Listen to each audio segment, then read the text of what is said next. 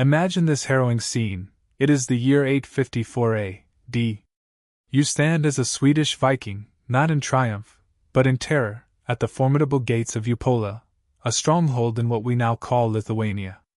Your usual fierce charge has evaporated, replaced by abject cowering. Before you, your king, Olaf, trembles, his hands shaking above the freshly spilled blood of a sacrificial beast. For 8 grueling days, your fabled army has flung itself against these unyielding wooden walls, and for 8 brutal days, you have been systematically butchered.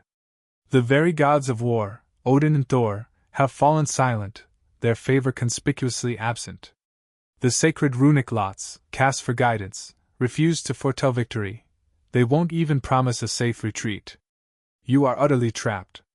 Panic, cold and relentless, sweeps through your ranks like a virulent plague. In a final, desperate act of blasphemy, your pragmatic merchants propose the unthinkable. There is no glorious call to Valhalla.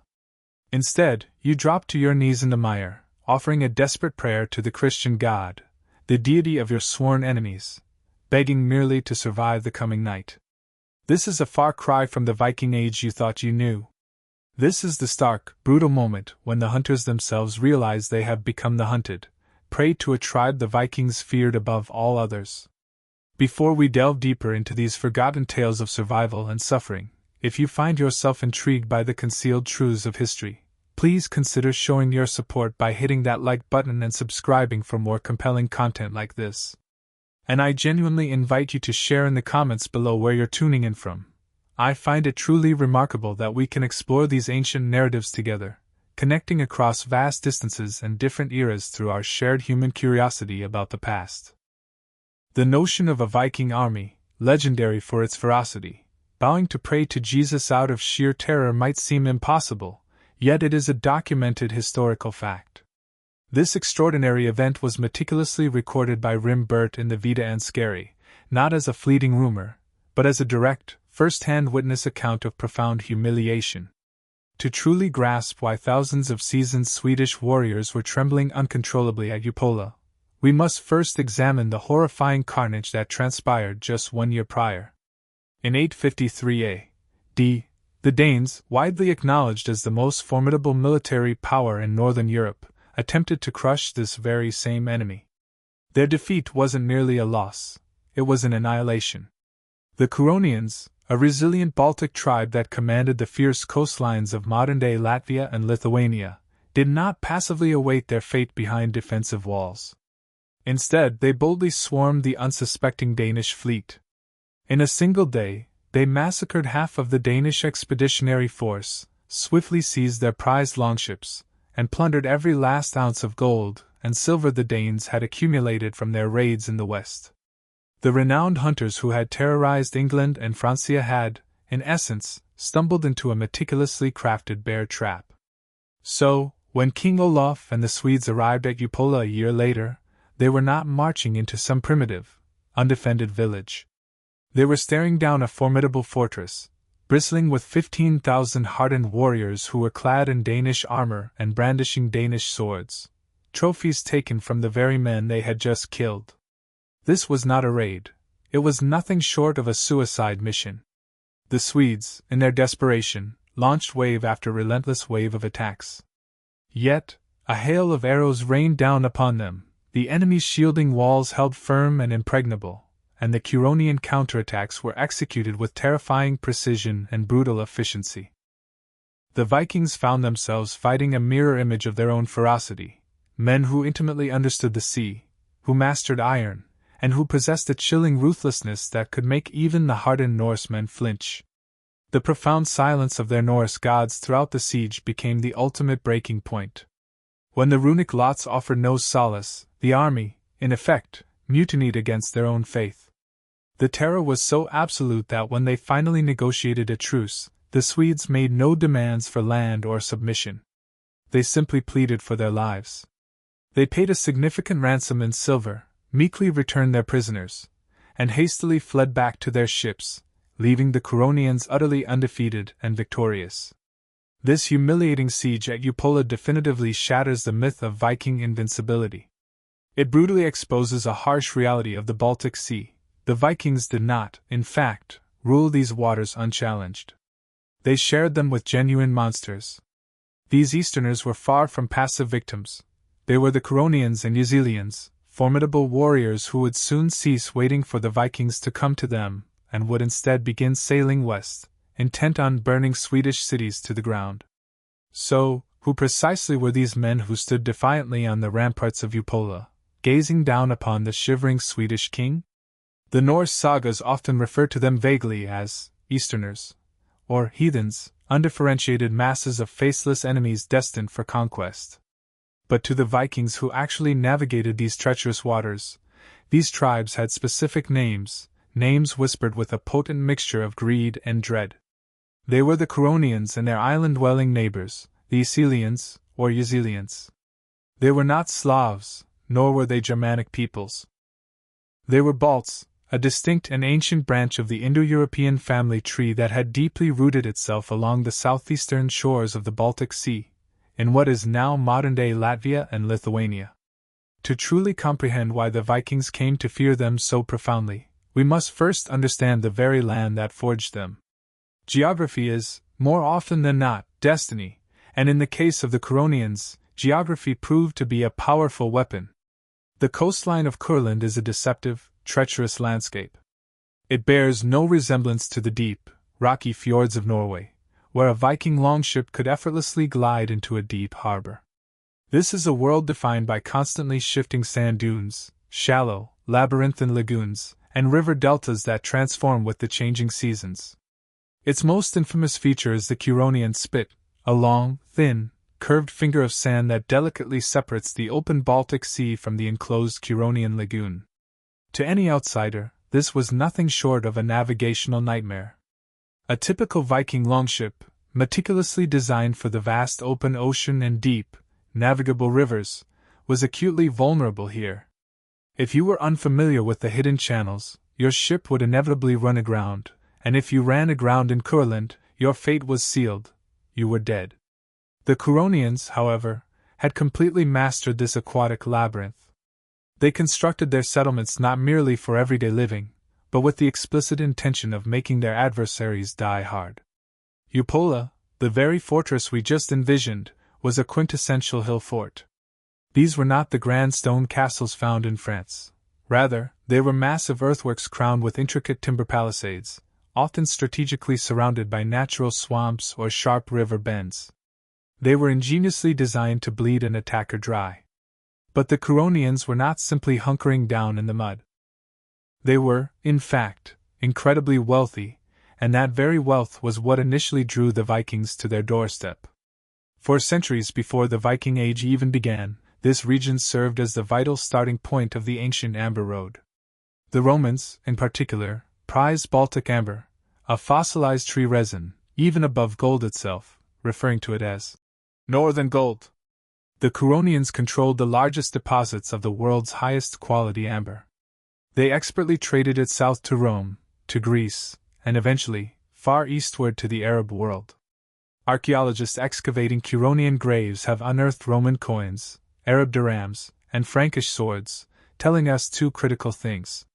First, they were sophisticated global traders long before the Vikings arrived on the scene.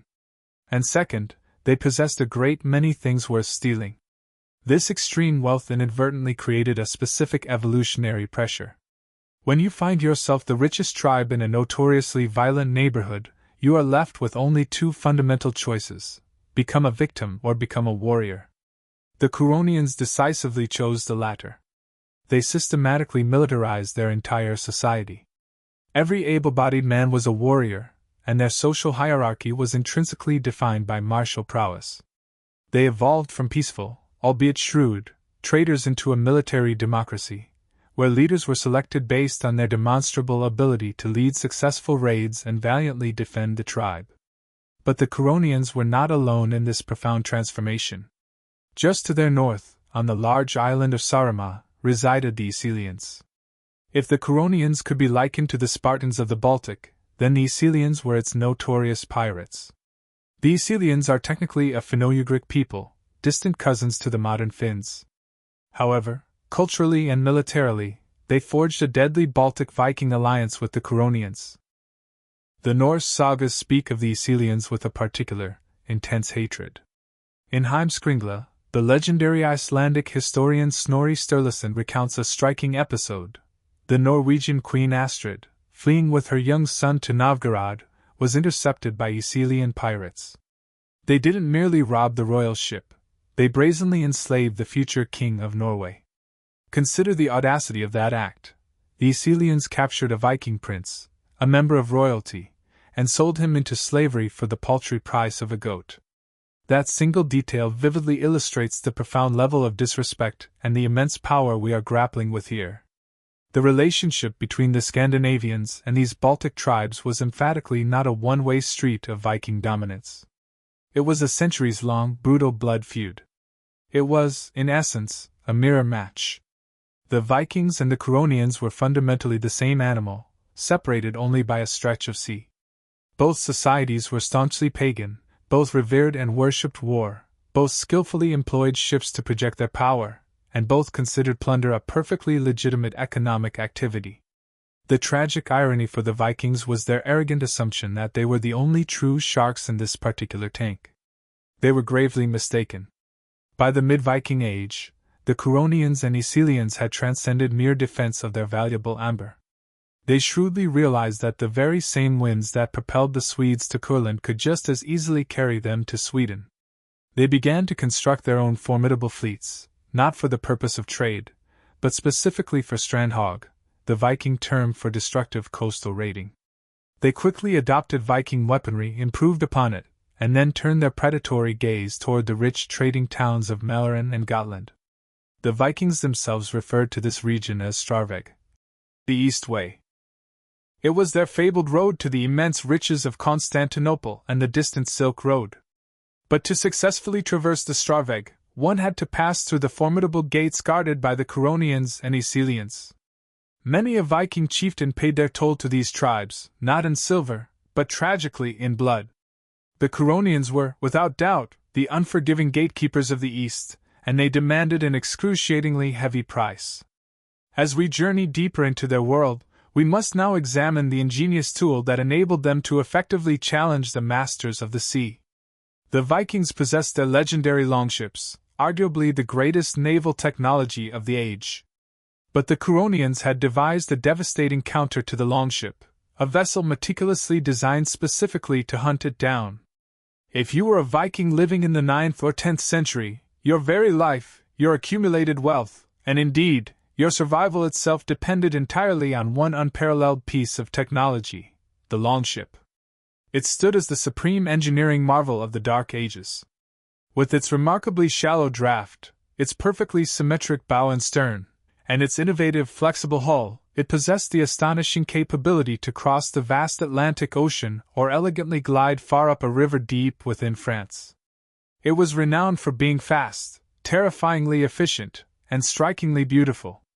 The Vikings, with an arrogance that was, for a time, well-founded, believed themselves to be the undisputed masters of naval architecture. But when they sailed eastward into the labyrinthine Baltic lagoons, they discovered a critical, fatal flaw inherent in their proud design.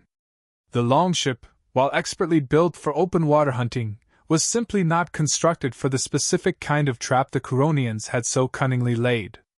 The naval warfare that unfolded between the Vikings and the Baltic tribes was not merely a clash of men, it was a profound clash of engineering philosophies. The Viking longship relied heavily on a strong, deep keel, the very spine of the ship, which provided it with crucial stability in the rough, unpredictable waves of the North Sea. It was, in essence, a deep-water predator. The Curonians and Icelians, however, engineered something fundamentally different. Their ships were typically smaller, significantly lighter, and most crucially, they featured flatter bottoms. While a Viking drakkar might require a meter or more of water to float when fully laden with plunder and warriors, a Curonian raider could effortlessly skim over mere wet sand. This fundamental difference in design dictated the entire rhythm and strategy of their war. The Curonians understood perfectly well that they could not hope to defeat a Viking fleet in a straight, open-sea race. The longship was simply superior in speed and delivered a far harder blow. Therefore, the Baltic tribes didn't race, they lured. Imagine the escalating frustration of a Swedish captain. He spots a cluster of Curonian ships tantalizingly close to the coast. He barks orders for his men to the oars. The massive, rhythmic beat of Viking rowing commences, propelling them forward. They steadily gain on the smaller Baltic vessels. But just as they are about to close the distance for a decisive boarding action, the Curonians execute a sharp turn directly toward the coast, heading straight for the treacherous shoals and winding river mouths. The Viking captain, blood surging with the thrill of the chase and eager for the kill, follows without hesitation, and that is precisely when the trap springs shut. The Curonian ships, light and nimble, glide effortlessly over the sandbars and vanish into the shallow lagoon. The heavy Viking longship, burdened with 40 armed men and tons of supplies, hits the bottom with a sickening, jarring crunch. The strong keel digs deep into the sand. The ship grinds to a dead halt. Suddenly, the magnificent wolf of the sea is nothing more than a helpless, beached whale. And then, with chilling efficiency, the Curonians turn their ships around. In these shallow, treacherous waters, the Curonians perfected a swarm tactic that was terrifyingly effective. Because their ships were smaller and considerably cheaper to build, they simply possessed more of them. They would encircle a stranded or slow-moving Viking vessel like a hungry pack of wolves attacking a bewildered bison. They didn't always seek to board immediately. Instead, they unleashed a relentless barrage of projectiles, spears, stones, and arrows, from a safe distance. They mercilessly exploited the immobility of the Viking crew. A Viking warrior is at his most lethal when he can leap onto an enemy deck, axe swinging wildly. If he is trapped helplessly on his own ship, taking fire from all directions, he becomes nothing more than a static target. Archaeological discoveries strongly suggest that the Baltic shipbuilders were also master mimics and innovators. As the conflict stubbornly dragged on for centuries, the Curonians began to capture Viking ships, but they didn't merely use them as they were. They ingeniously adapted them. They reverse-engineered the sophisticated clinker-built technology of the Scandinavians, but crucially modified the dimensions and design to perfectly suit their own hit-and-run doctrine. They effectively created a hybrid navy. By the 11th and 12th centuries, the distinct line between a Viking ship and a Curonian ship began to blur significantly. The Henricus Livonian Chronicle, a vital historical source for this volatile region, describes the Icelians employing vessels called Poradic, pirate ships, capable of carrying around 30 men, roughly equivalent in size to a smaller Viking warship. But there was yet another, simpler innovation that the Baltic tribes wielded to terrorize the Norsemen: stealth. Viking longships were notoriously conspicuous. Their brightly striped sails and fearsome dragon heads loudly announced their arrival from miles away, often intentionally to instill fear. The Curonians, operating within the often gray mists of the Baltic Sea, frequently utilized lower profiles and darker, less noticeable sails. They specialized in the silent dawn raid. They would drift almost imperceptibly out of the fog, silent and effectively invisible, until the keel of their ship scraped against the gravel of an unsuspecting Swedish beach. This naval parody fundamentally altered the psychological landscape of the Baltic Sea. The Vikings could no longer confidently treat the sea as their personal highway. It had become a treacherous battlefield where their victory was far from guaranteed. The pervasive fear of these shallow water ghosts grew so intense that the Swedes were compelled to completely overhaul their entire coastal defense strategy. They began constructing an elaborate system of warning beacons, known as vodkassar, along their eastern coast. These were not built to warn of impending storms. They were specifically designed to spot the ominous silhouette of Curonian fleets. It stands as a profound irony of history. The Vikings, who had so effectively taught Europe to scan the horizon in paralyzing fear, were now the very ones anxiously scanning the sea, terrified of what might emerge from the encroaching mist. The Curonians had unequivocally proven that the longship was not invincible. It was merely a machine, and like any machine, it could be broken by the correct tool. And once the Curonians realized they could break the Viking ships, they began to wonder if they could also break the Viking spirit. To achieve that, they understood they would require more than just spears and boats. They would need the potent assistance of their gods. To truly kill a Viking, one had to do more than simply pierce his skin, one had to utterly shatter his belief system. The Norse warriors were famously unafraid of death because they possessed a clear, glorious exit strategy.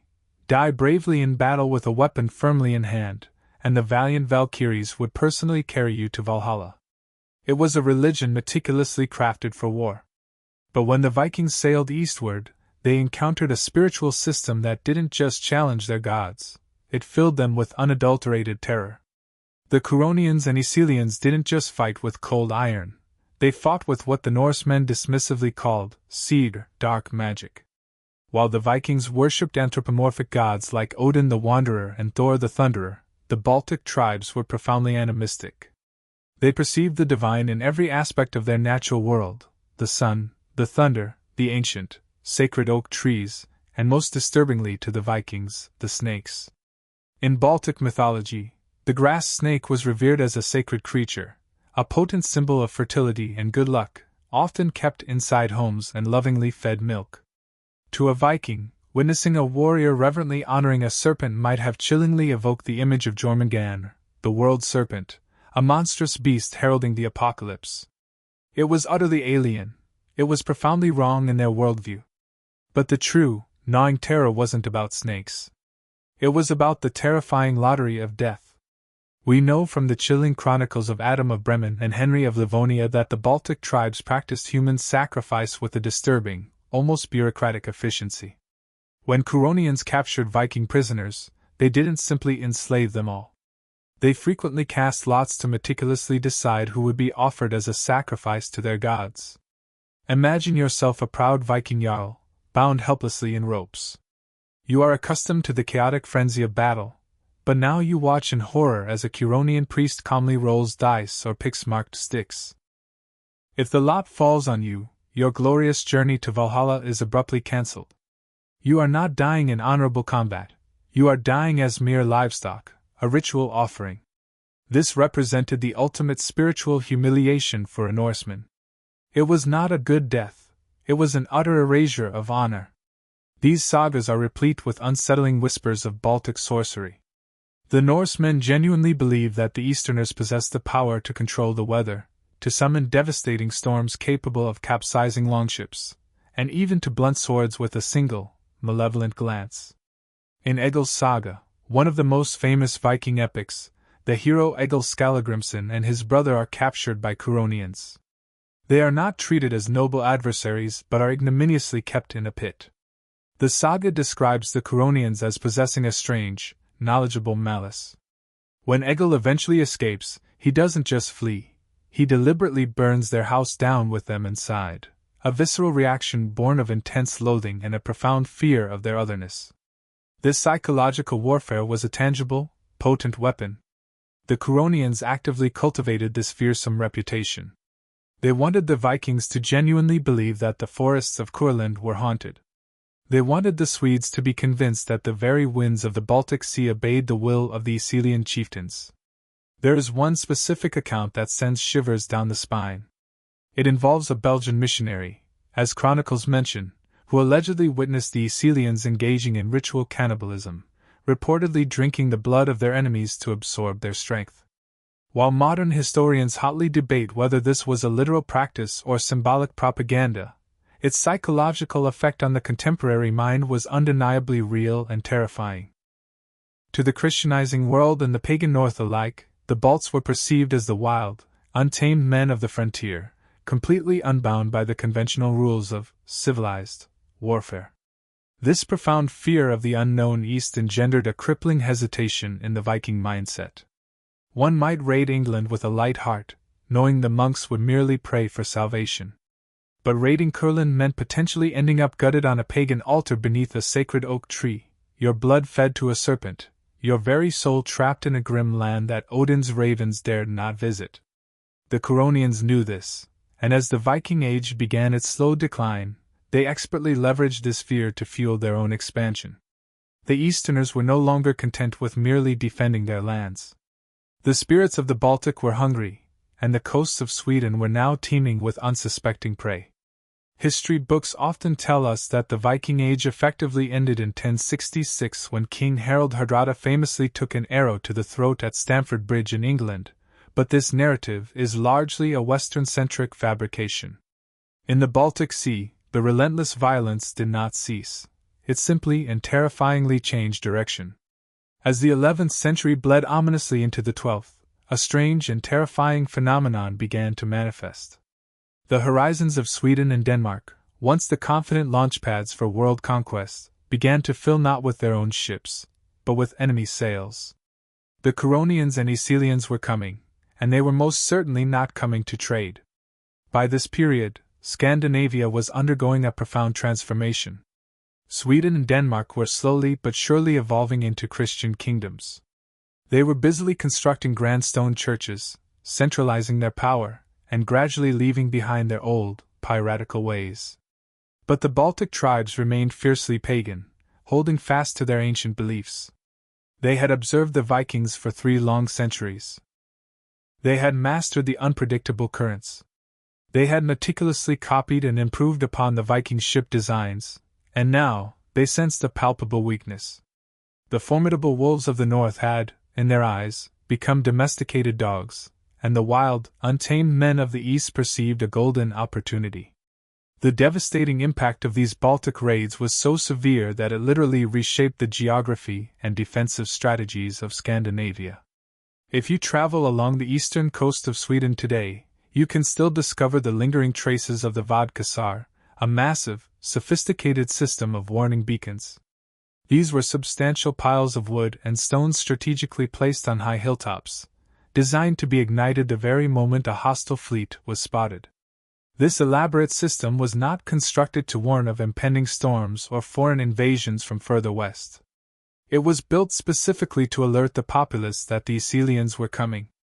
The stark fact that the mighty Swedes, the proud descendants of legendary figures like Ragnar Lodbrok, found themselves compelled to build such a sophisticated panic alarm system in their own backyard tells you everything you truly need to know about who genuinely commanded the seas in the 12th century. The esteemed Danish historian Saxo Grammaticus, writing in his monumental work the Gesta Danorum, paints a truly bleak and despairing picture of this era. He describes a Denmark that was utterly paralyzed by fear. He recounts that the Icelians and Curonians were so relentlessly aggressive that entire stretches of the Danish coast were completely abandoned. The fertile lands near the sea, once the most prized and valuable property in the kingdom, lay desolate and fallow because no one dared to live there any longer. The Danes were forced to sleep in their everyday clothes, swords placed menacingly by their beds, dreading the chilling sound of oars slicing through the water in the dead of night. This was not merely a nuisance, or a passing annoyance. It was a national crisis. We also have further evidence etched in stone. The enduring runestones, a distinctive form of Viking war memorial, typically glorify plundered riches and victories achieved in distant, foreign lands. Yet, inscriptions from this later, more tumultuous era reveal a starkly different narrative, tales of desperate defense and tragic deaths occurring right on their own soil. For example, the Muvo rune stone located in Suderman land commemorates a man named Sven, who was noted for his frequent voyages to Semigalia around the year 1000 AD, illustrating the earlier spirit of outward expansion. However, the tone of later inscriptions dramatically shifts from accounts of offensive campaigns to stark declarations of defense. They solemnly recount the valiant men who perished battling, heathens, foreign invaders, who had dared to land on Swedish shores. The Curonians, in particular, had masterfully transformed the vast Baltic Sea into an impenetrable no-go zone for any unorganized or vulnerable shipping. Their operations were conducted with an astonishing level of audacity, almost beyond comprehension. In one famous incident meticulously preserved in the sagas, Icelian raiders didn't merely attack a ship at sea, they brazenly sailed directly into a well-defended Swedish harbor, swiftly cut the anchor cables of the entire defending fleet, and proceeded to tow the ships away while their crews were still sound asleep on shore. It was an absolute masterclass in strategic humiliation.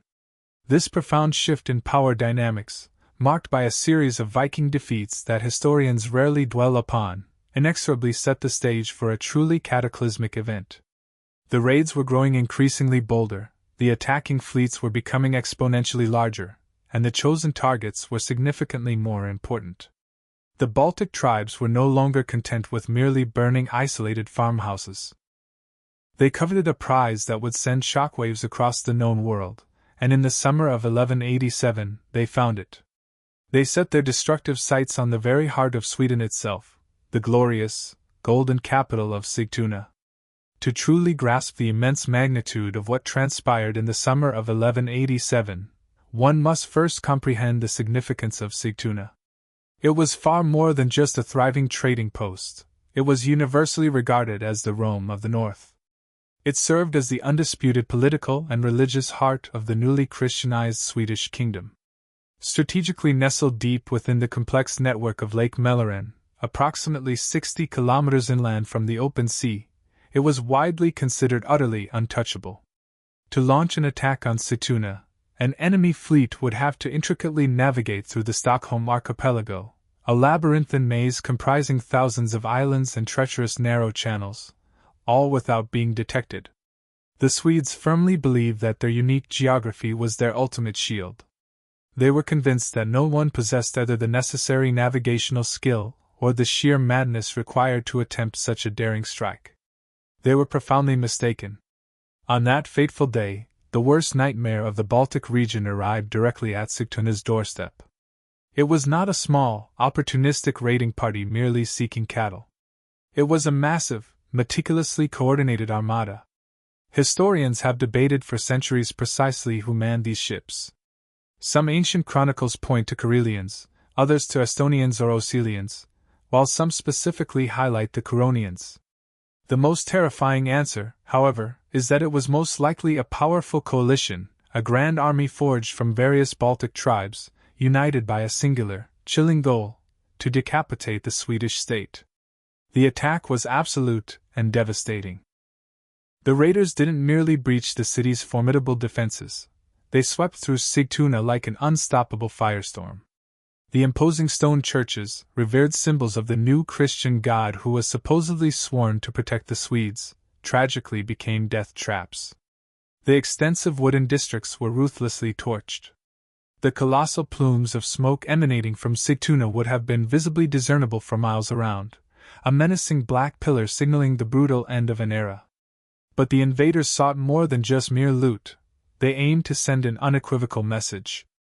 They relentlessly hunted down the highest-ranking figure in the city, Johannes, the Archbishop of Uppsala. In the overwhelming chaos of the sack, the Archbishop was cornered. We do not know if he attempted to negotiate, or if he simply prayed, but we know precisely how he met his end. He was slaughtered like a sacrificial animal. The death of the Archbishop was a spiritual catastrophe of monumental proportions. It demonstrated unequivocally that the Christian God was seemingly powerless against the ancient, relentless fury of the East. The sheer audacity of this raid is perhaps best immortalized by what the raiders chose to take with them. They didn't just carry off silver coins and slaves. They painstakingly dismantled the massive, exquisitely ornate bronze gates of the city's cathedral, or perhaps a fortress, and laboriously hauled them onto their ships. This was exceptionally heavy, undeniably difficult loot. Stealing these gates was not merely an act of plunder, it was a profoundly symbolic gesture. It was the medieval equivalent of capturing an enemy's national flag, yet far more permanent and impactful. Those gates, now famously known as the Sigtuna Gates, were sailed across the Baltic Sea to the bustling trading city of Novgorod, where they proudly stand to this very day at the Cathedral of St. Sophia.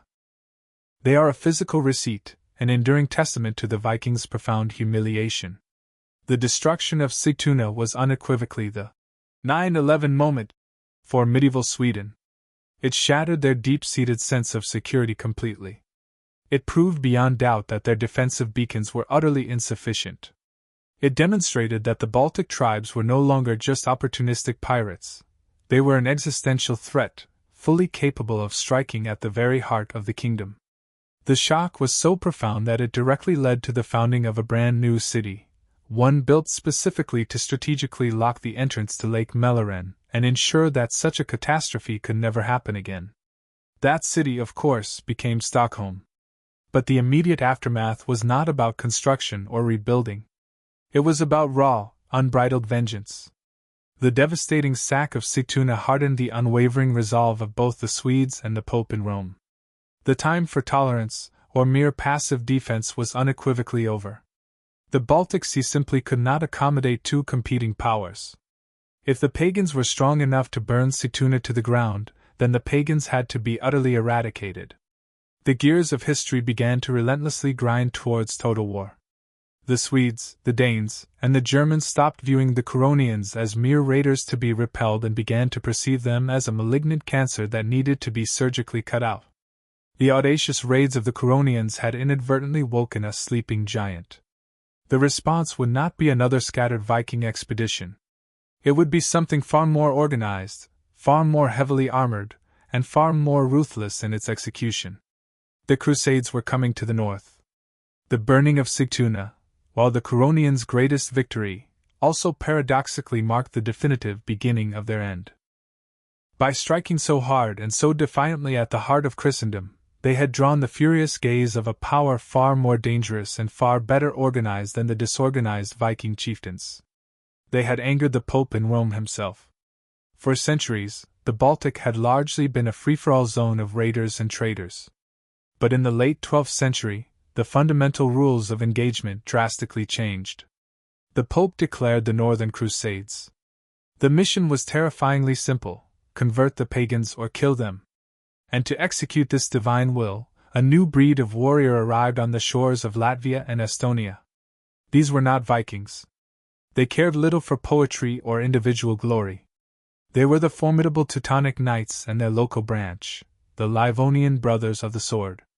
If the Viking was the agile guerrilla fighter of the Dark Ages, the Teutonic Knight was undeniably the main battle tank. Imagine the sheer terror of a Curonian warrior, accustomed to fighting men clad in leather jerkins or chain-mail shirts, armed primarily with axes and spears. Suddenly he was confronted by an unyielding wall of heavy cavalry. These German knights were entirely encased in head-to-toe iron armor, riding massive war horses also draped in protective armor. They attacked in tight, incredibly disciplined formations that smashed into the pagan lines with the force of a sledgehammer. The arrival of the Crusaders brought a terrifying industrialization to the art of war. The Vikings had merely come to steal; the Crusaders came to stay. They brought with them a technology that the Baltic tribes had absolutely no answer for: the stone castle. Wherever the Brothers of the Sword advanced, they didn't just burn temporary villages. They systematically built permanent fortresses. Riga was founded in 1201, not as a bustling trading post, but as a crucial military bridgehead, a sharp dagger pointed directly at the heart of the Curonian lands. These formidable stone castles were virtually indestructible to a tribal army that lacked any form of effective siege engines. The Curonians could swarm the countryside, they could ambush patrols, but they simply could not knock down the towering walls of Riga or Cesis. The Crusaders slowly, methodically choked the life out of the Baltic tribes, mile by bloody mile. But the most bitter irony for the Curonians was the identity of those marching alongside these German knights. It was the Danes and the Swedes. Their old enemies had reconciled under the unifying banner of the cross. King Valdemar II of Denmark, keenly remembering the humiliations inflicted upon his ancestors, joined the crusade with a massive, vengeful fleet. The Curonians were now fighting a brutal war on two fronts: the heavy iron of the Germans relentlessly pushing from the land, and the vengeful longships of the Scandinavians effectively blocking the sea. The arsenal of nightmares that had served the Curonians so well, their shallow draft ships, their cunning ambush tactics, their psychological terror, began to utterly fail against this new, fanatical enemy. You cannot scare a Teutonic knight with snake charms. He believes he has God firmly on his side. You cannot lure him into a treacherous swamp if he steadfastly refuses to leave his impregnable stone fortress until he has meticulously built a road over that very swamp. However, the Curonians were not ready to go gently into the night. They were masters of adaptation. They quickly realized that they couldn't possibly fight the heavily armored knights in a pitched battle on an open field. That was certain suicide. So, they cleverly dragged the war back into the shadows. They utilized the dense forests, and the freezing winters as their most potent weapons. They laid insidious traps that could swallow a heavy war horse whole, and in this desperate guerrilla war, they discovered that even the supposedly invincible brothers of the sword could, indeed, bleed. The conflict escalated into a brutal cycle of unspeakable atrocities. The Crusaders would burn a Curonian village to the ground and then baptize the few survivors by brutal force. The very next night, the Curonians would stealthily sneak into a Crusader outpost and butcher everyone within, symbolically washing off the forced baptism in their blood. It was a relentless war of extermination. The Brothers of the Sword were notoriously cruel, so violent, in fact, that even the Pope eventually had to launch an official investigation into their barbaric conduct. But their very cruelty made them dangerously careless. In their overweening arrogance, the heavy cavalry believed they could march anywhere with impunity. They gravely underestimated the treacherous terrain, and they profoundly underestimated the unwavering will of the indigenous tribes. As we move to the next chapter of this unfolding drama, we will see the Curonians and their valiant allies orchestrate one of the greatest military upsets of the entire Middle Ages. The iron juggernaut of the Crusaders was about to roll directly into a trap that no amount of prayer could possibly save them from. If history teaches us anything, it is that arrogance is invariably the father of disaster.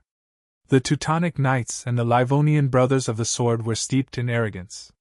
They viewed the Curonians and Samogitians as mere savages, men without steel armor, without stone castles, and without the true God. They blindly believed that superior technology guaranteed ultimate victory. But in the treacherous swamps of the Baltic, heavy plate armor wasn't protection, it became a deadly anchor. The tenacious resistance of the Baltic tribes culminated in two catastrophic events that shook medieval Europe to its very core. The first was the Battle of Saul in 1236. Imagine a massive Crusader army, returning heavily laden with loot from a successful raid, laboriously trudging through a swampy crossing. Suddenly, they were ambushed with devastating precision. The heavy cavalry, the very pride of Christendom, panicked immediately. Horses sank helplessly into the bog. Knights were brutally pulled from their saddles and bludgeoned to death in the thick mud. The Grand Master of the Order himself was killed, along with nearly 50 senior knights. It was a massacre so complete and so devastating that the Livonian Brothers of the Sword effectively ceased to exist as an independent order. They had to be absorbed by the larger Teutonic Knights simply to survive. But the Curonians were saving their true masterpiece for later. It unfolded in 1260 at the Battle of Derb. By this time, the Teutonic Order had technically subdued many of the Curonians.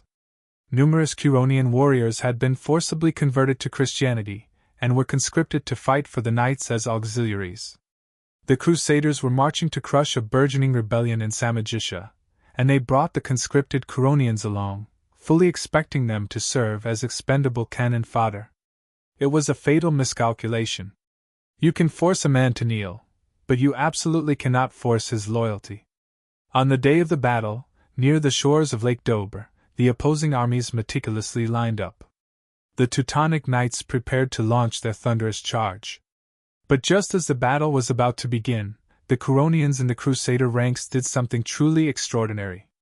They didn't charge the enemy. Instead, they turned around.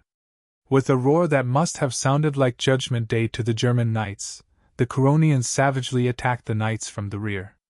It was a perfectly planned, meticulously coordinated mutiny. The Crusaders found themselves trapped in a deadly vice. The Samogitians in the front, and their own supposed allies in the back. Chaos erupted immediately. The heavy cavalry was utterly slaughtered. The Livonian rhymed chronicle describes the horrific scene with profound horror, noting that the knights fell like wood in a dense forest. Over 150 noble knights and thousands of common soldiers were completely wiped out.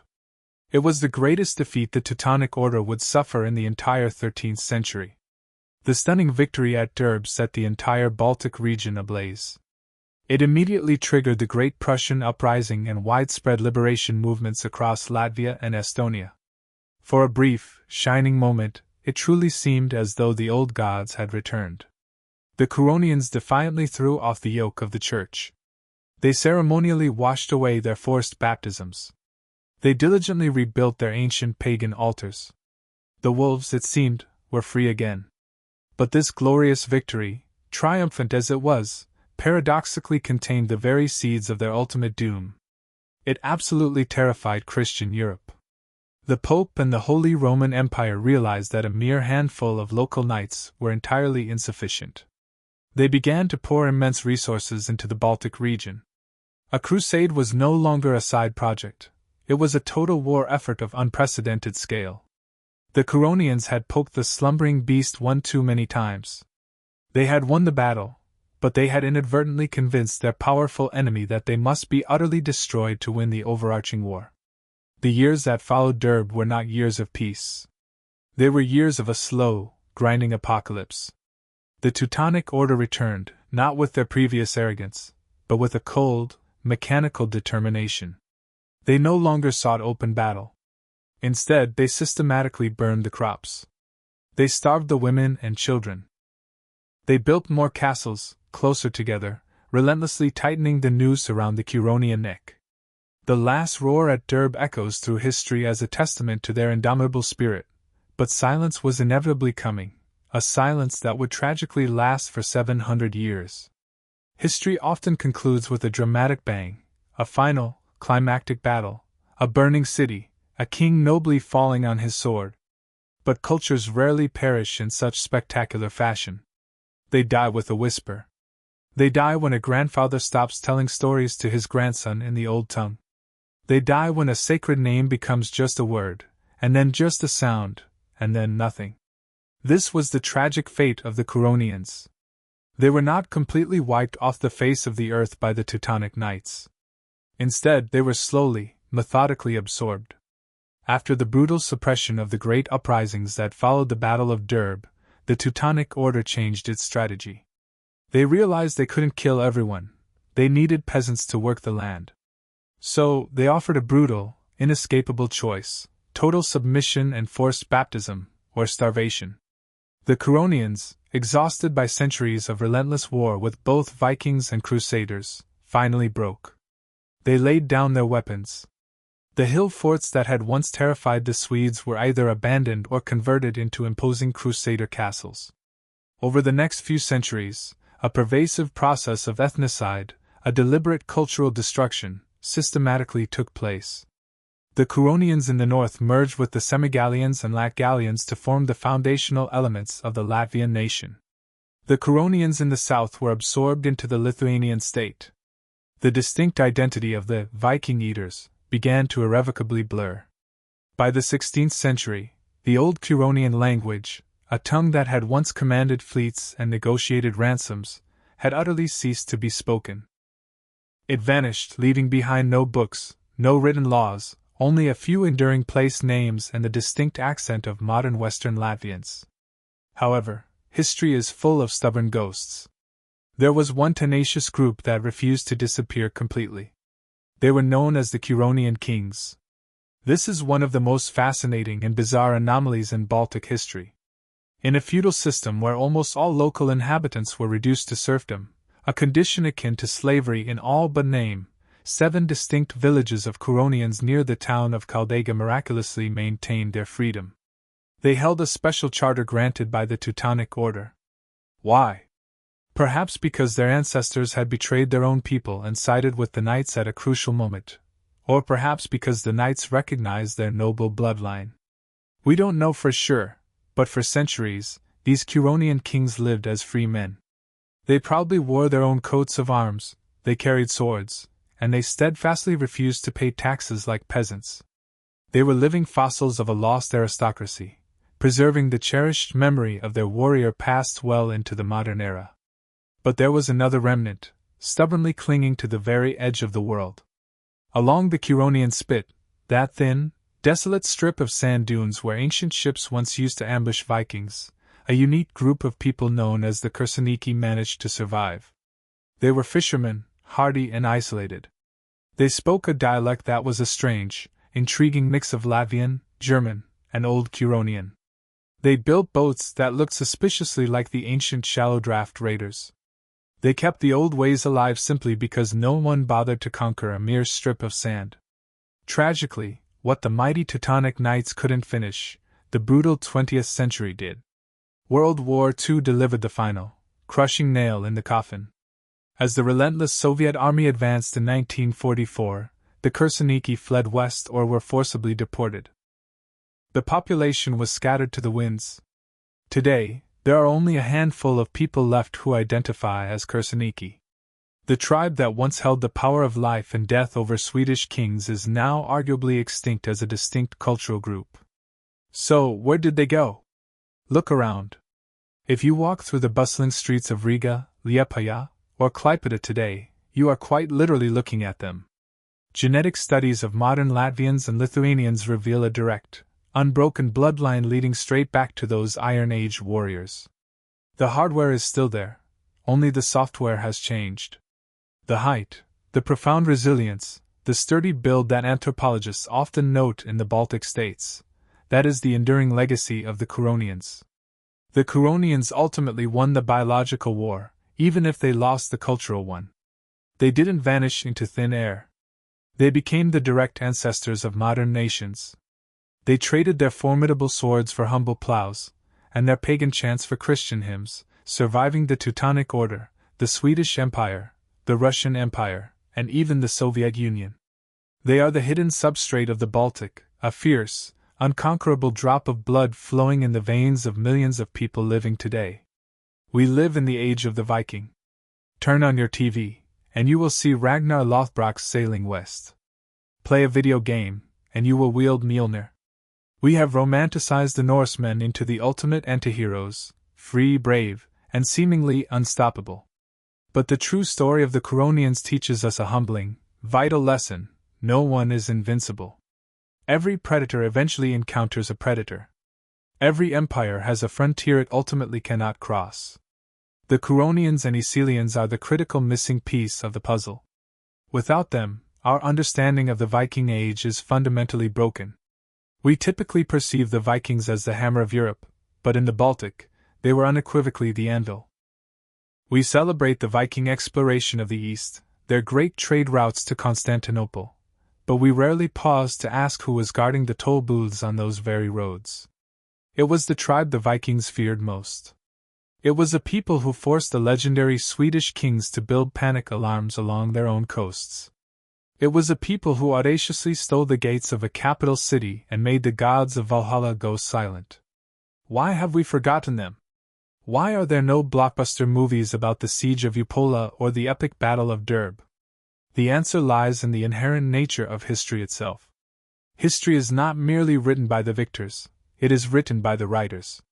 The Vikings had the Icelanders, Snorri Sturluson, and the poets, who meticulously preserved their heroic deeds in immortal sagas. The Teutonic Knights had their chroniclers, meticulous German monks who dutifully recorded every single crusade. The Curonians? They had oral traditions. They had songs that tragically died with the singers. They didn't write books. They wrote their legacy in the ashes of Swedish towns and the innovative design of their ships.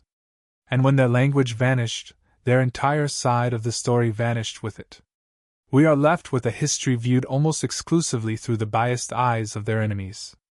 To the Vikings, they were dark sorcerers. To the Christians, they were savage heathens. But if you strip away the pervasive bias, you see something else entirely. You see a society of immense, unwavering resilience. You see a small collection of tribes, living on a challenging strip of sand and swamp, who remarkably managed to hold off the two greatest military powers of the Middle Ages, the Vikings and the Crusaders, for nearly 500 years. That is not just savagery. That is heroism. The Curonians remind us that history is vast, and much of it is still profoundly hiding in the dark. They remind us that for every famous civilization, there is a shadow civilization that challenged it, shaped it, and ultimately terrified it. Today, the beacon fires on the Swedish coast are cold. The hill forts of Kurland are covered in grass. The Sigtuna gates still hang stoically in Novgorod, a silent, enduring witness to a raid that shook the world. Yet, the indelible mark, the very bloodline of the Curonians, persists. Their enduring spirit walks the streets of modern Latvia and Lithuania. It flows vigorously through the veins of a resilient people, a lineage that has withstood countless occupations and invasions. Through every trial, they have steadfastly clung to a fierce, almost defiant, yet understated independence, a spirit no empire, no matter how vast or powerful, has ever truly managed to extinguish. While the Vikings may command global fame, their sagas immortalized in countless movies and television shows, a different truth whispers from the deep, cold, and enigmatic waters of the Baltic Sea. There, the spectral guardians of the Curonian legacy, their ancient spirits, surely smile. They smile because they possess the true narrative, the forgotten chapters of history. They know precisely who fled in disarray at Eupola, who truly retreated. And they know, beyond a shadow of a doubt, who reigned supreme over the treacherous waves when the much-vaunted longships of their adversaries were forced to turn back in defeat.